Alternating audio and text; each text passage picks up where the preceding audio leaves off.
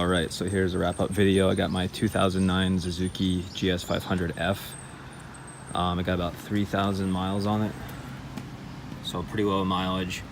As far as modifications, I have the zero gravity front windscreen, reflective wheel tape, comfort grip handles, grips here, Yoshimura slip-on exhaust.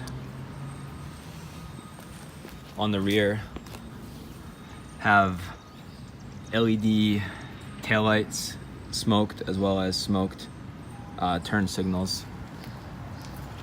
And what else? Pretty good bike overall, but it's up for sale now.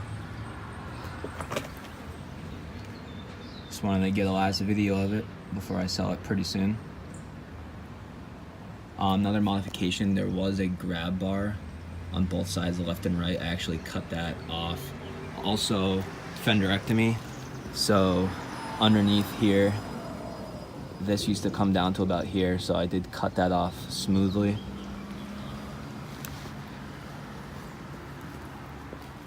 What else? But yeah, overall, pretty good bike.